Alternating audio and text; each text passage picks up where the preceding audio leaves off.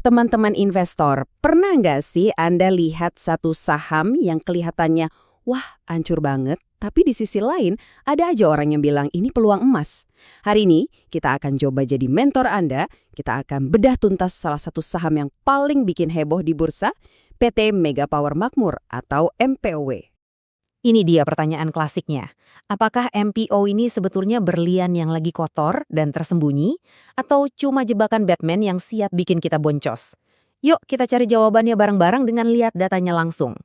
Oke, kita mulai dari yang pahit-pahit dulu ya. Kita akan langsung lihat kondisi keuangannya. Dan saya peringatkan dari sekarang, angkanya ini gak enak dilihat. Siap-siap ya. Coba lihat ini, pendapatannya turun dikit, ya oke lah. Tapi yang bikin deg-degan itu, lihat kerugian bersihnya, bengkak lebih dari 2 kali lipat. Ini bukan lagi sekedar turun performa, ini namanya perusahaan lagi bakar duit dengan sangat cepat.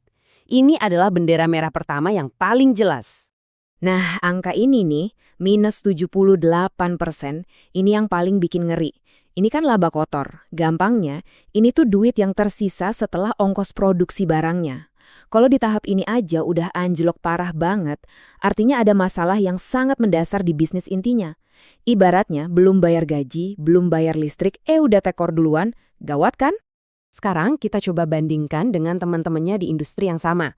Coba lihat, Arko dan Kin, mereka bisa cetak untung puluhan bahkan ratusan miliar. MPOW malah rugi. Dari ukuran perusahaan juga, MPOW ini kelihatan kayak anak bawang. Ini menunjukkan kalau masalahnya MPOW ini bukan masalah industri, tapi masalah spesifik di dalam perusahaan itu sendiri. Ya, dengan data-data yang seperti tadi, gak heran deh kalau sentimen pasar juga negatif banget. Para trader dan analis kompak kasih sinyal, jual kuat.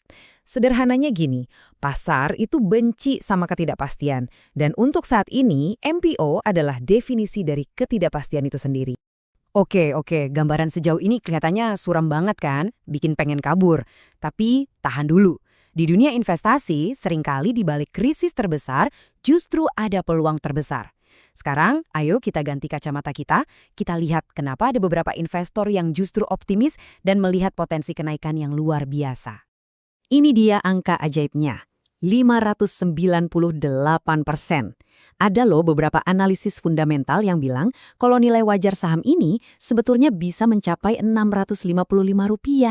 Kalau kita bandingkan dengan harga pasarnya sekarang, itu adalah potensi keuntungan yang bisa mengubah hidup.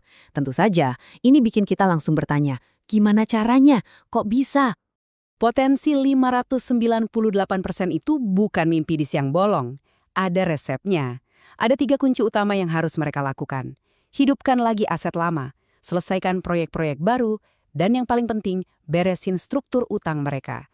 Ini adalah peta menuju harta karun. Tapi ingat, kalau manajemen gagal di salah satu titik ini, seluruh skenario indah ini bisa runtuh seketika. Nah, ini dia jantung dari argumen kaum optimis. Bayangin deh, Anda bisa beli aset yang nilainya di pembukuan itu Rp138,7 per lembar. Tapi Anda cuma perlu bayar jauh di bawah itu. Ini seperti Anda bisa beli rumah senilai Rp138 juta cuma dengan harga 68 juta. Para value investor sejati melihat ini sebagai kesempatan buat borong aset perusahaan dengan diskon besar-besaran. Potensinya besar, kelihatannya juga murah. Tapi jangan keburu nafsu dulu. Sekarang kita harus melakukan reality check. Ada satu risiko super besar yang ibaratnya seperti pilar penyangga yang sudah retak yang bisa meruntuhkan semua argumen optimis tadi. Mari kita bahas. Ini dia masalah utamanya. MPOW itu pelanggannya cuma satu doang, yaitu PLN. Istilah kerennya itu monopsoni. Bayangkan Anda punya warung kopi, tapi yang boleh beli di warung Anda cuma Pak RT. Nah, nasib bisnis Anda, harga kopi Anda, semuanya ada di tangan Pak RT seorang. Itulah posisi MPOW saat ini. Ketergantungan sama PLN ini bahaya banget. Pertama, kalau kontraknya habis dan PLN bilang, udah ya kita nggak lanjut, pendapatan MPOW bisa langsung hilang seketika. Kedua, mereka nggak punya daya tawar. PLN yang menentukan harga, MPOW cuma bisa ikut. Posisi mereka sangat-sangat lemah. Ini adalah titik paling rapuh dari seluruh model bisnis mereka. Jadi, setelah kita lihat sisi seram dan sisi indahnya, apa dong kesimpulannya? Bagaimana seharusnya seorang investor yang cerdas memandang saham seperti ini? Penting banget nih untuk kita paham, MPOW ini masuk kategori saham apa. Ini bukan mobil balap yang lagi ngebut di sirkuit seperti saham-saham SaaS, Kak, growth. Bukan. MPOW ini lebih mirip seperti mobil klasik yang lagi mogok di bengkel. Butuh perbaikan total. Potensinya ada, tapi butuh kerja keras, dan ada resiko mesinnya nggak akan pernah nyala lagi. Ini adalah permainan turn around. Jadi, apa yang harus kita lakukan? Sebagai mentor Anda, saya nggak akan bilang beli atau jual. Sebaliknya, ini adalah PR untuk Anda.